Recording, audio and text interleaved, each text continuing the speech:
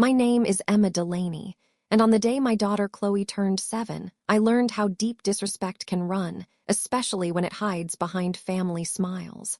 While balloons danced above her cake, my own parents pretended she didn't exist. But I made her a silent promise that day. And believe me, I keep my promises. Before we dive in, tell me, where in the world are you watching this from? Drop your city in the comments. I'd love to know who's listening. There's this look your child gives you when they realize the world isn't as kind as you told them it would be. For Chloe, it happened on her 7th birthday. Under a string of pastel streamers, I'd hung myself in our Cincinnati backyard. The late spring sun poured through the leaves like honey, lighting up the bounce house we'd rented, the homemade cupcakes with the swirled purple frosting, the pile of presents from her classmates stacked with glittering bows. And then, my family arrived. I should have known. But hope can be loud sometimes, drowning out experience. First came my brother Troy, swagger in his step, sunglasses too expensive for someone whose car loan I paid. No gift in his hand, no card. He didn't even glance at Chloe before slapping my husband Mark on the back and heading toward the grill. My parents trailed behind, Mom adjusting her earrings, Dad already on his phone. Chloe, still in her unicorn dress, spotted them and ran over like any child would. "Grandpa," she chirped, her little arms outstretched. He grunted in return, not even bending down. "Hey, kiddo." I stood a few feet away, a spatula in one hand, my breath catching. Chloe looked confused for a moment, then she tried again, a little softer. "Where's my present?" she asked, not demanding, just hopeful. That's when my mother, Linda, gave the kind of smile I'd seen all my life. The one that says she's being kind while cutting you in half. "Oh, sweetie," she said lightly. "It's just a silly custom, isn't it? Birthdays come and go." Chloe's shoulders sank and she looked at the grass. That's when I felt it. That fire, like a quiet earthquake in my ribs. I walked over and kneeled beside her. "Hey," I whispered, brushing a loose strand of hair from her cheek. "You deserve better, and I'm going to make sure you get it." Chloe nodded, trying to smile. She's brave like that. The rest of the party went on like nothing had happened, at least on the outside. My friends chatted by the drinks table. Mark flipped burgers with Troy like they were frat brothers again. And my parents lounged in chairs they hadn't brought, judging the playlist and probably the color of the napkins too. But I wasn't present anymore. I was elsewhere, in that silent place where rage hardens into resolve. Every time Chloe looked toward them, waiting for some kind of surprise, some acknowledgement, I watched her spirit fold in on itself a little more. She didn't say much after that. Just clung to her best friend, Maddie, and kept her eyes on the cupcake tower. Later, while the kids jumped in the bounce house, my mother turned to me and said, as if commenting on the weather, "Quite a crowd you pulled together. Shame Chloe's dress is so loud, though. Doesn't really flatter her complexion." I smiled then. The kind of smile that scares people because it's too calm. Mark caught my eye and raised a brow. He'd seen that smile before, but even he didn't know what I was planning yet. Honestly, neither did I just knew something had broken. And maybe that was necessary, because Chloe may have only turned 7 that day, but I turned into someone else entirely. That night, the house was still except for the soft hum of the dishwasher and the rhythmic creak of Chloe's rocking chair. Her bedroom, painted in lavender and sunshine yellow, glowed warmly under the soft light of her turtle-shaped lamp. It was the kind of room we'd dreamed up together, safe, whimsical, hers. But Chloe sat cross-legged on her comforter, clutching her stuffed bear like she'd just woken from a nightmare she couldn't explain. I sat beside her, smoothing the blanket. "You were really brave today," I said. She looked at me quiet. "Even when people didn't act how they should have," I added. "You still smiled, you still shared your toys. That takes a big heart." Her lower lip trembled. "They didn't even say happy birthday." I swallowed, feeling that burn behind my eyes. "I know. And Grandpa. He said it's just a silly thing." I nodded slowly, brushing a hand through her curls. "He was wrong. It's not silly to celebrate you." Chloe stared at the nightlight casting stars on her ceiling. "Do you think I did something bad?" Oh, my heart. "No, baby, no, listen to me," I whispered, leaning in close so she wouldn't miss a word. "I saw everything. I saw how they treated you. And I won't let anyone make you feel small again, ever." Her eyes searched mine like she was trying to decide if she could believe that, if she could believe me. I pulled the blanket over her shoulders. "Do you want a story?" she nodded. I picked one of our old favorites, The Dragon Who Lost His Roar, and began reading. But halfway through, she interrupted. Mommy, do you think some people forget how to be nice? I paused, then closed the book slowly. I think some people never learned in the first place. Or maybe they only know how to be nice when it benefits them. She was quiet for a while. Then she asked something I'll never forget. Is it okay if we don't invite them next year? That question, that simple, aching question, was like a key in a lock I didn't know I'd been holding. It unlocked every time I had forgiven, excused, or stayed silent to keep the family peace. And it opened a door to a future I hadn't considered until now. I think that's more than okay, I said softly. Chloe smiled just a little, the first real one since the party. After she fell asleep, I lingered by her bed, just watching her. The rise and fall of her chest, the gentle grip she still had on that worn-out bear. And all I could think was, how many times did I let this happen? Not just to her, but to me. Growing up, it was always the same story. Dad with his passive dismissals, Mom with her smiling criticisms, and Troy, the golden child, doing whatever he pleased while I played peacekeeper. When I landed my job at the law firm, they praised my salary and asked when I'd finally help with the mortgage. When I had Chloe, they visited late, brought no gift, and criticized her name. And every single time, I let it slide, for the sake of appearances, for the illusion of family. But Chloe didn't deserve illusions. She deserved truth. She deserved boundaries. I stood up, walked to the window, and pulled the curtains aside. Outside, the street was quiet. The stars blinked through patches of cloud, and the wind carried the faint scent of barbecue smoke from our neighbor's yard. And in that quiet, I made another promise. This isn't happening again. Not to her. Not to me. They thought I'd swallow it like always. They had no idea who they'd just taught a lesson. The next morning, sunlight spilled across the kitchen counter, catching the edge of a cereal bowl Chloe had half finished before skipping off to school with Mark. The clink of her spoon still echoed faintly in the room like a reminder. I stood at the sink, phone in hand, thumb hovering above the screen. I wasn't shaking. I wasn't even nervous. I was clear. It's a strange kind of calm, the one that comes after disappointment has boiled over and cooled into clarity. That's where I was now. And my family was about to feel it. I scrolled to the first name, Dad, and hit call. He answered after 2 rings. Emma. His voice was casual, like nothing happened. Like Chloe hadn't cried herself to sleep. Morning, I said crisply. We need to talk. I didn't bother with pleasantries. What's going on? He asked, guarded. I want you to apologize to Chloe, I said evenly. And Mom too, and Troy. A pause. Apologize for what? His voice had a defensive edge now. Emma, it was a birthday party. You're overreacting. There it was, that familiar tone, the one that dismissed pain as inconvenience, that labeled concern as dramatics. It used to work on me, not anymore. Then let me put it another way, I said, my tone sharpening. If the 3 of you don't apologize to my daughter in person today, I'll stop paying your mortgage and Troy's car loan. Silence. Excuse me, he said, the words brittle.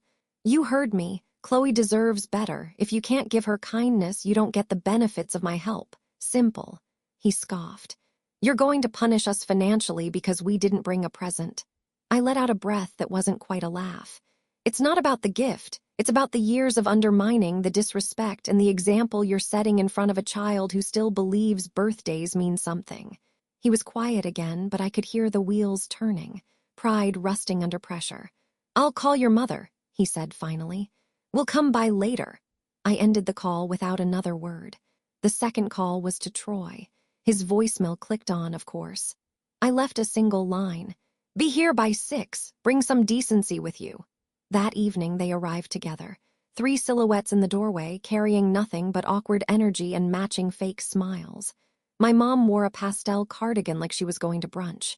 Troy had his hands stuffed in his jacket pockets, eyes down. I served lukewarm tea because it matched the mood. Chloe sat beside me, quiet but curious. Her hand slipped into mine under the table. My mother was the first to speak. Chloe, sweetie, she began, her voice forced and too bright. We wanted to say sorry if we hurt your feelings at your party. Chloe blinked. We didn't mean to upset you, Dad added stiffly. It was just a misunderstanding. Troy muttered, yeah, sorry, kid. It wasn't warm, it wasn't sincere, but it was an apology, and it was the first time they'd ever had to crawl their way back to me for anything. Chloe nodded but didn't say a word. Her small hand tightened around mine. After they left, she looked up at me. "They didn't mean it," she whispered. I met her gaze. "I know. But they still said it," she added, like she was sorting out what that meant. "That's right," I said, "because sometimes people say sorry not because they feel bad, but because they know you're done putting up with them." She seemed to think about that. Then she stood up and went to color in the living room, humming faintly. It was the first melody I'd heard from her in 2 days. It wasn't joy. Not yet. But it was movement, a breath, a small repair. And that night after I tucked her in and turned off the light, I sat in the living room with my tea, watching the door they'd walked through. They thought that was the end of it, but I was only just getting started. A few days passed, the kind of quiet ones where life pretends everything is normal again. Chloe started humming more tiny, wandering melodies as she colored or built towers from magnet tiles. And I let her. I didn't ask how she was feeling or whether she'd forgiven anyone. I just listened. Sometimes healing doesn't need questions, just space. It was a Wednesday afternoon when the idea hit me. I'd just gotten home from work, still wearing my blazer, when Chloe met me at the door with glitter stuck to her cheek. "I made you something," she said, bouncing on her toes. She handed me a card, all rainbows and dragons with puffy stickers. Inside, in careful 7-year-old print, she'd written, "You're my best mom ever. Thank you for standing up for me." I sat on the floor right there in the entryway and pulled her into my arms. And then, just like that, a strange, gentle thought came to me. "What do you think," I asked slowly, "about making a birthday card for Uncle Troy?" Chloe blinked, pulling back slightly. "After what he did?" she asked, cautious. "I know," I said, "but hear me out." I guided her to the kitchen table, still scattered with her craft supplies. Glitter pens, stickers, scraps of construction paper, and those googly eyes she loved gluing to everything. "I'm not saying you have to forget," I explained. "But sometimes a kind gesture shows people who we are, even when they haven't shown us the same." She looked uncertain, but then she picked up a green marker and began to draw. A dragon, Chloe's favorite creature, was flying over a castle with balloons tied to its tail. "Dragons can be scary," she said, focused. "But this one just wants to celebrate." I watched her, my heart both heavy and hopeful. There was something remarkable about the way children keep reaching out, even after being let down. Maybe because the world hasn't taught them yet to shut doors permanently. Or maybe because they still believe kindness works like magic. "I think this is really nice," I said as she carefully added sparkles to the dragon's wings. "Do you think he'll like it?" she asked. "I don't know," I answered honestly. "But that's not the point. You made something beautiful, you showed heart, that's what matters." She nodded, quiet again. We added a few final touches, gold foil stars, a crooked heart drawn in red, and then carefully slid the card into an envelope. "I'll give it to him myself," Chloe said. I hesitated. "Are you sure?" She nodded. "I want to." I kissed the top of her head. "Okay, we'll bring it to his birthday lunch." It was such a small moment. Just a card, just a child drawing. But something about it felt like a test. Of Chloe's spirit. Of my resolve. Maybe even of my family's last chance to do something right. That night, I cleaned the kitchen while Chloe bathed. I stared at the envelope on the counter and let myself wonder, what if this gesture sparked something? What if Troy actually saw Chloe as a person, not just a pawn in his self-importance? Hope is fragile that way. It sneaks in after anger has cooled and before wisdom fully settles in. As I tucked Chloe in, she whispered, "Even if he throws it away, I'm glad I made it." I blinked. "Why?" "Because I want to be a person who tries." And with that, she rolled over and fell asleep. I sat by her door for a while after that, trying to memorize that sentence. Because it was everything I wanted for her, to try, to love, to create, but not to beg for scraps from people who couldn't value her. This card wasn't forgiveness. It wasn't approval. It was strength. Quiet, glitter-covered strength. And maybe, just maybe, it would wake something human in the people who'd spent too long pretending kindness was weakness. The sky was gray the day of Troy's birthday lunch. Fitting, I remember thinking. The kind of gray that doesn't threaten rain, but presses down just enough to make everything feel a bit heavier. Chloe wore her sparkly sneakers and a blue cardigan she'd picked herself. She clutched the envelope with both hands the entire drive, her fingers smoothing the edges over and over. "You sure you want to do this?" I asked gently, eyeing her in the rearview mirror. She nodded. "I want to try." That word again. We pulled into my parents' driveway, same crooked welcome mat, same half-dead potted plants by the steps. Inside, the air was thick with too much cologne and a sense of forced festivity. Streamers drooped from the ceiling like they'd given up halfway through decorating. Troy was already on the couch, legs spread, beer in hand, laughing at something Dad had said. Mom was bustling with paper plates, acting as if she were hosting the queen instead of reheating lasagna. "Oh, good you're here," she said with a tight smile. "We were just about to cut the cake." Chloe's eyes searched the room. No kids, no real decorations, just the same cast of characters wearing the same polite masks they always put on when they needed something. I gave her a small nod. "Whenever you're ready." She took a deep breath and walked over to Troy. "Hi, Uncle Troy," she said, her voice just loud enough to carry across the room. "I made this for you." She held out the envelope like it weighed 100 pounds. Troy raised an eyebrow, clearly not expecting it. He took the envelope and slid the card out lazily. His eyes flicked over the glitter, the dragon, the crooked heart, and then he chuckled. Not a quiet, appreciative laugh. No. It was the kind of chuckle that rolls up your spine and makes you cold all over. "What is this?" he scoffed, holding it up like a soggy napkin, kindergarten art. He turned it toward our parents, waving it for effect. "Look at this, did she make it in crayon? Are those supposed to be balloons or fried eggs?" My father snorted. My mother let out a brittle laugh, like it was all just so cute. But Chloe wasn't laughing. Her eyes were wide, still, like she didn't understand what just happened. And then her lower lip trembled. She turned and ran straight into me, burying her face in my coat. I felt her shoulders shake, and something inside me snapped so cleanly it was like glass breaking. I didn't say a word. I just knelt down, wrapped my arms around her, and whispered into her ear so only she could hear. "We're done here." She nodded against my chest, and I stood up, holding her close, one arm under her knees, the other at her back. I turned and walked out. No goodbyes, no drama. Just the soft tap of my boots on the tile and the stunned silence of people who assumed I'd always come back. Mom's voice followed me as I reached the door, laced with sarcasm. "Oh, come on, Emma. You're seriously leaving, over a joke." And Troy added, "She'll be back, she always is." I didn't turn around. Because they were right, I always was, until today. Outside, the air was colder than I remembered. The wind caught the edge of Chloe's cardigan, and I wrapped it tighter around her.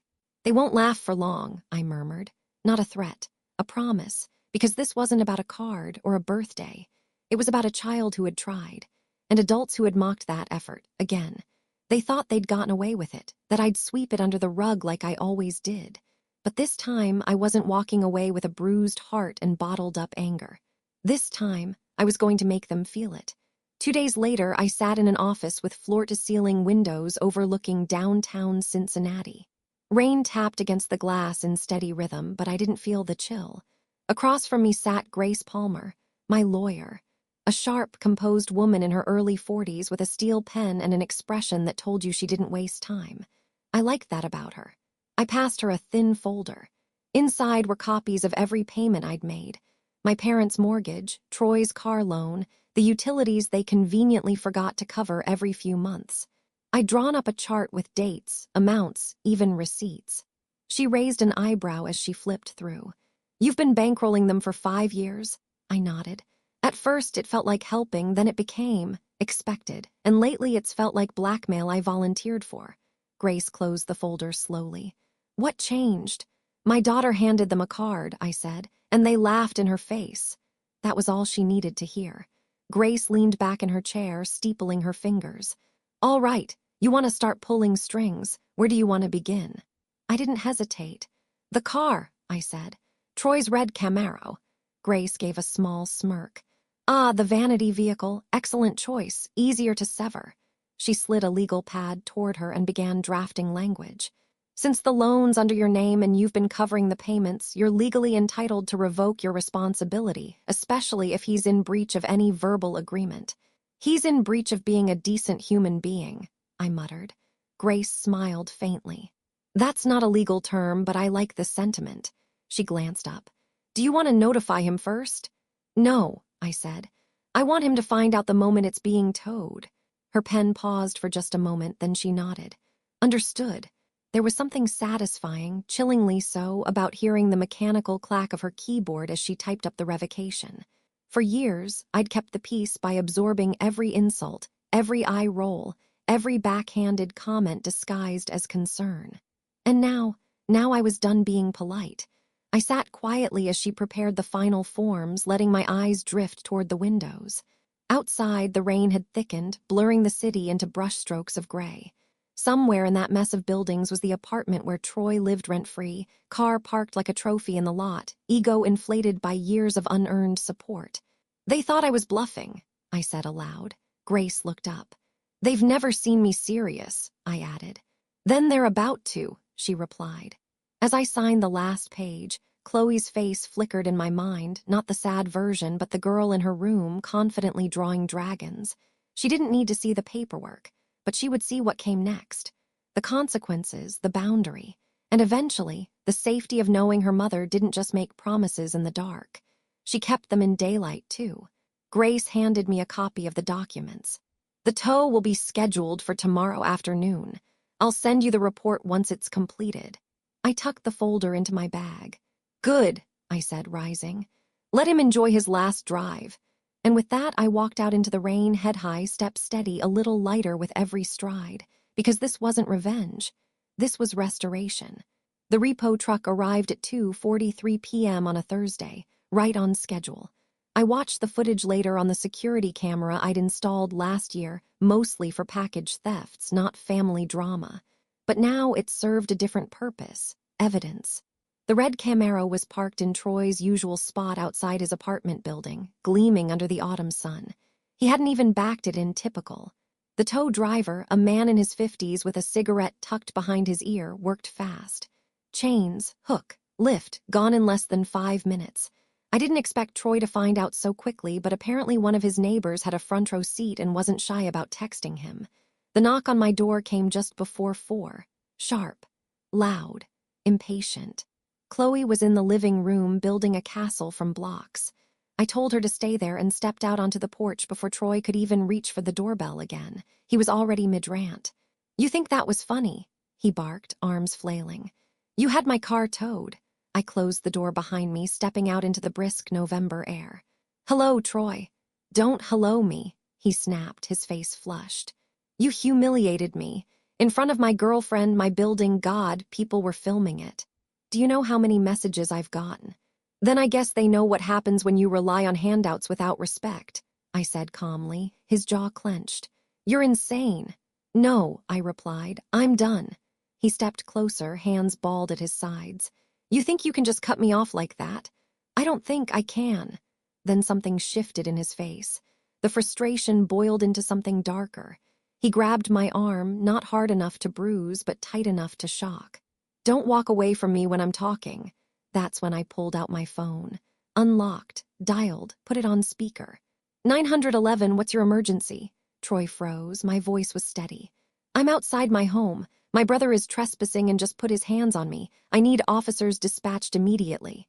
The dispatcher responded calmly, professionally, asking for my address, which I provided. Troy backed away, his hands in the air. You're seriously calling the cops on me? I'm seriously done being your ATM and your punching bag, I said. Leave, now. The flashing lights arrived 9 minutes later. He didn't resist. The police didn't escalate. They spoke to me briefly, then walked him down the path as neighbors peeked from behind blinds. Chloe stood at the window, her stuffed bunny clutched to her chest. She didn't cry. She didn't ask questions. She just watched. Later that evening, Mark sat with her while I filed the official statement. Disorderly conduct. Physical intimidation. Enough to hold a record and a warning. Not jail, not charges, just boundaries. The next morning, a single message from my mother blinked on my phone screen. We need to talk. You're tearing this family apart. No apology, just blame. As if I had swung the wrecking ball. As if I hadn't been patching the cracks in our foundation for years while they lit fires behind me. I texted back just one sentence, I'll come tomorrow, with someone you'll want to meet. Then I turned off my phone and packed Chloe's lunch for school, because Troy may have screamed, the neighbors may have whispered, but I finally felt peace. Not loud, not triumphant, just quiet, real, the kind you feel when you stop tiptoeing around people who never cared if they trampled you. The next day, the November wind had a bite to it. Chloe was at school, and Mark had offered to pick her up so I could handle the meeting alone. I didn't correct him, because this wasn't just a meeting. This was a declaration. I pulled into the driveway of my childhood home with Grace Palmer beside me in the passenger seat. Her briefcase sat on her lap, her demeanor unreadable as always. I'd told her not to sugarcoat a thing. My parents were waiting inside. They didn't come out to greet us, of course not. They never opened doors, only expected them to be held open. The house looked the same, but I didn't. I wasn't the girl who once cried behind that garage door because Dad called her ungrateful for wanting to move out. I wasn't the woman who paid off their past due bills in secret because family helps family. I rang the bell. My mother opened it with a tight smile that didn't reach her eyes. "You didn't say you were bringing a guest," she said, her gaze flicking to Grace. "Thought it was time you met someone important to me," I said, walking in. The living room still smelled like old potpourri and furniture polish. My father sat in his recliner like a throne, TV muted, arms crossed. Grace placed her briefcase on the coffee table and opened it with a soft click. "We'll get right to it," she said. "My client is asserting her legal right to partition the jointly owned property, this home. She will be pursuing a court-ordered sale of her share." My mother blinked. "Excuse me," Grace continued, calm and precise. "Emma is listed as a co-owner on this house title since the mortgage restructuring in 2019. She has legal standing to initiate a partition action which will force a sale unless an agreement is reached." My father sat forward. "You're suing us." "I'm freeing myself," I said, voice level, "from paying for people who laugh at my daughter and still expect me to play the grateful daughter. This is your home," Mom snapped. "You grew up here, and I built a new one with my daughter," I replied. "I won't let her grow up thinking it's normal to be insulted by people who say they love you." There was a beat of silence, long enough for Grace to slide a printed notice across the table. "You'll receive the official court filing by mail," she said. "You can contest it, but your odds aren't strong. We suggest you use the time to prepare." "You can't do this," my father muttered, shaking his head.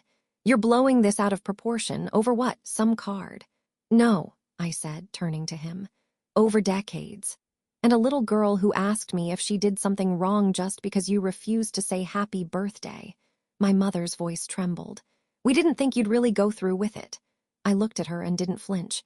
"That's the problem. You never think I'll follow through. You think I'll absorb the shame, the jabs, the silence, and every time I did, it taught Chloe to do the same." Grace closed her briefcase with another soft click. "We're done here," she said, rising. I stood too, pausing as I looked at the familiar room. The dusty corner where our Christmas tree once stood. The cracked fireplace tile I'd tripped over as a kid. This place used to feel like a root. Now it felt like a chain. My father didn't speak. My mother didn't cry. But something in their faces shifted. The old certainty was gone. That quiet confidence that Emma would always be their fallback plan, erased by one signed paper and a lawyer with a steady voice. As we stepped outside, the cold wind rushed against my face. I breathed it in. Grace looked over at me. "You did well in there." "I didn't shake," I said, surprised. "You didn't have to," she replied. "People who are done don't shake, they walk." We reached the car, and I glanced back once more at the house. "They'll get the papers next week," she added. I nodded. "Let them read it over tea, just like they gave my daughter that apology." And then I drove away, window down, hair whipping across my face, heart beating steadier than it had in years. Because this was no longer about revenge. This was justice. The court summons arrived on a Tuesday. I knew because my phone lit up at 10:42 a.m. with a text from Grace. "Summons served. Official clock starts now." I expected silence from my parents for at least a few days. Maybe a passive-aggressive email, maybe a vague family group text guilt trip. But instead, I got a knock at my door that same evening. Not a loud knock. Not like Troy's. This one was soft, hesitant. I opened it and found them both standing there, my mother in her windbreaker holding a plastic grocery store bag, my father beside her holding nothing at all. "We brought cookies," she said, lifting the bag with a trembling hand. "Store-bought." I said nothing. My dad cleared his throat. "We didn't think you'd really go through with it." There it was again, that phrase. Not "we're sorry we hurt you." Not "we wish we could take it back," just "we didn't expect consequences."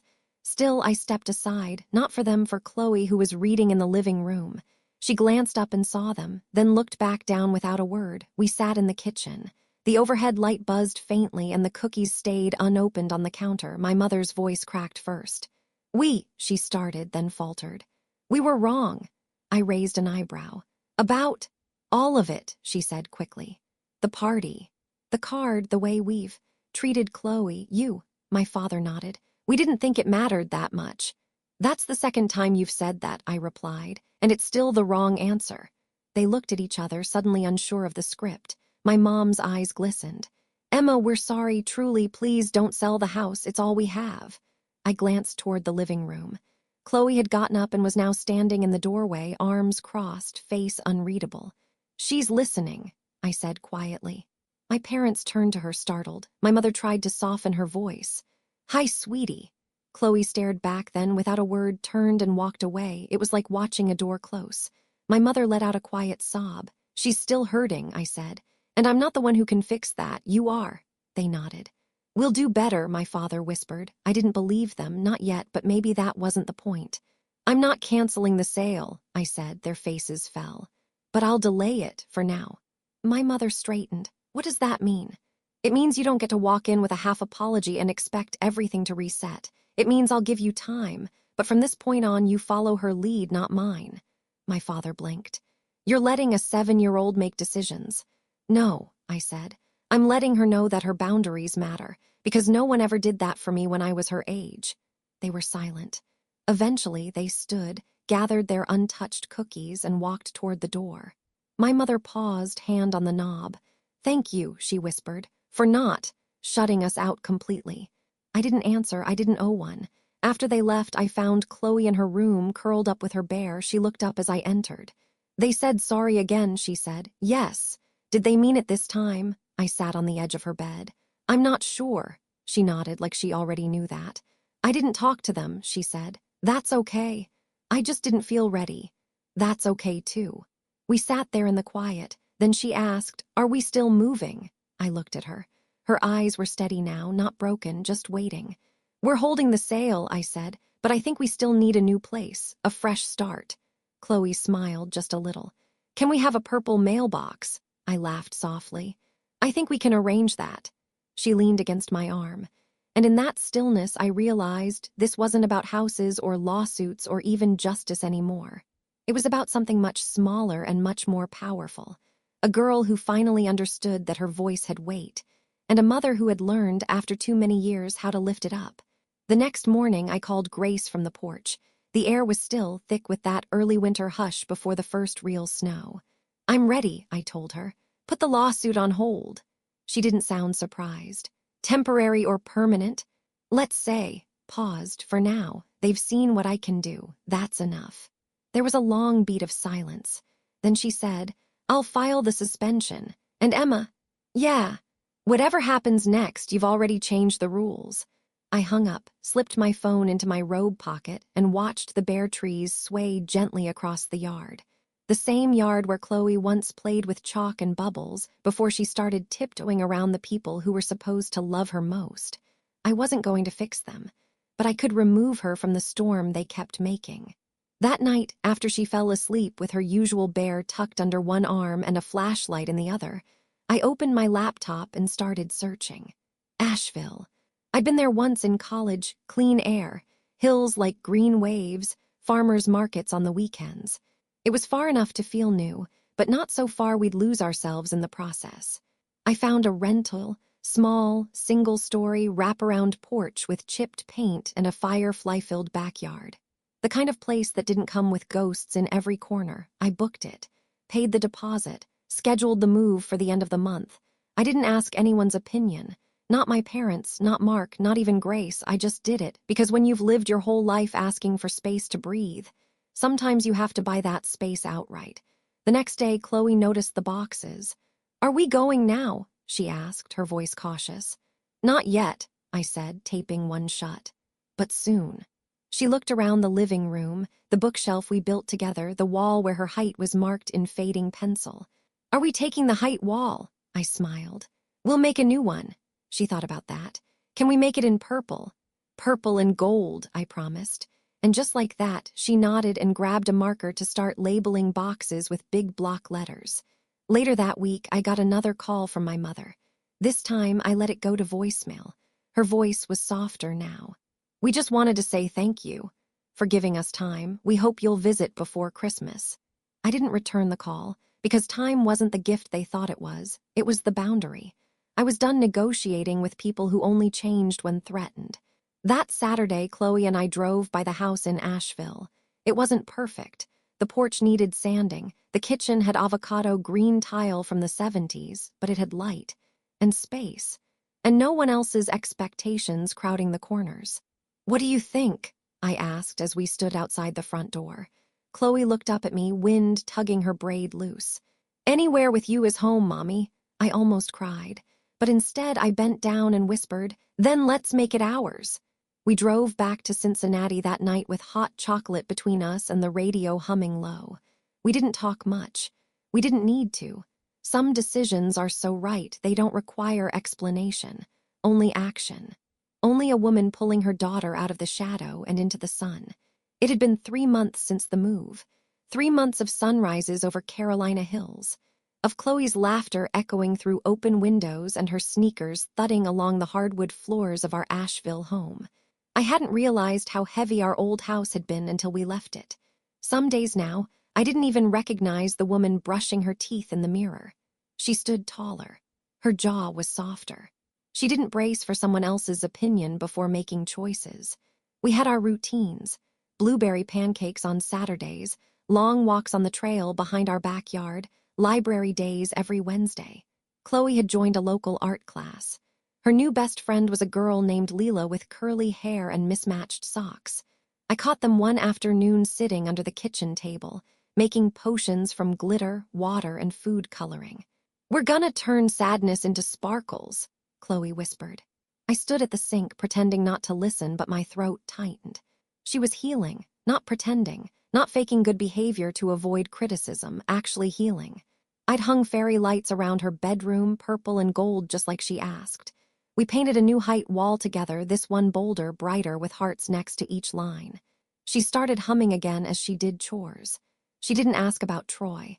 She didn't bring up her grandparents. I didn't either, until the envelope arrived. It came on a Wednesday.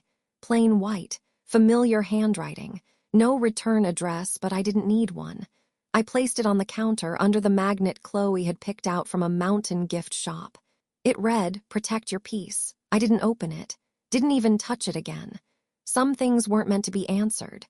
Maybe it held another apology, maybe it didn't. But for once, the weight wasn't on me to find out. I poured myself a cup of tea and went out to the porch where Chloe was chasing a bubble wand across the yard. The late afternoon sun painted her face gold. Her giggle rose into the sky like a thread of music I never wanted to stop hearing. And I realized I didn't miss the people we left behind.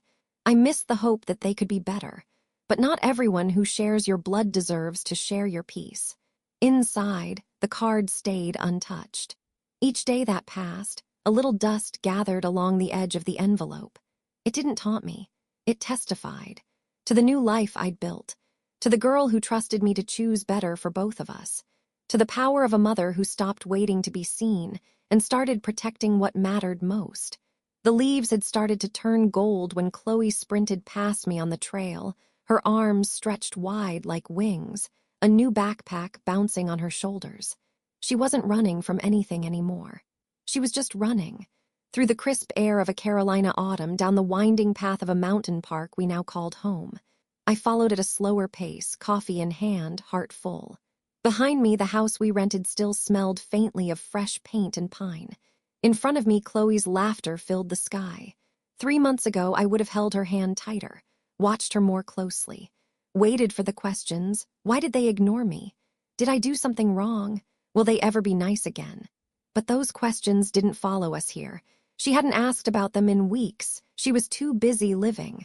"Watch this, Mommy," she shouted, leaping from a rock with all the confidence in the world. I clapped from the trail. 10 out of 10. She grinned, dirt on her knees, sunshine tangled in her curls.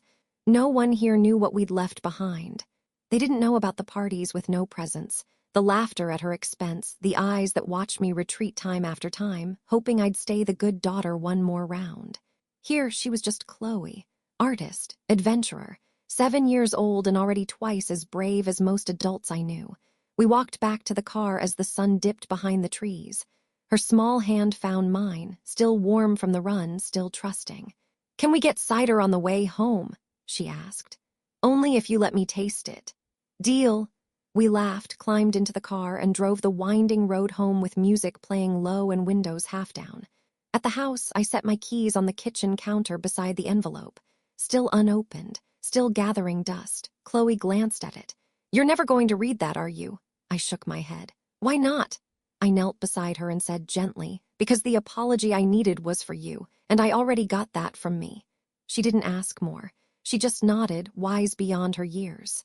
Later, she curled up with her drawing pad, sketching another dragon, this one smiling, holding a cupcake, surrounded by stars. "You think dragons like birthdays again?" she asked. "I think some dragons are finally being celebrated the way they always should have been." She smiled, her eyes drifting shut. And I sat there a while longer, just watching her breathe, knowing we'd made it. Not to perfection, not to some storybook ending, but to safety, to joy, to each other. That's what real family feels like. Not entitlement, not performance, just peace. Earned, not given. The unopened card stayed where it was, beneath the magnet that read, "Protect your peace," not out of bitterness, but out of clarity. Some things don't deserve a second chance to rewrite your story, because sometimes losing your family is how you find your freedom.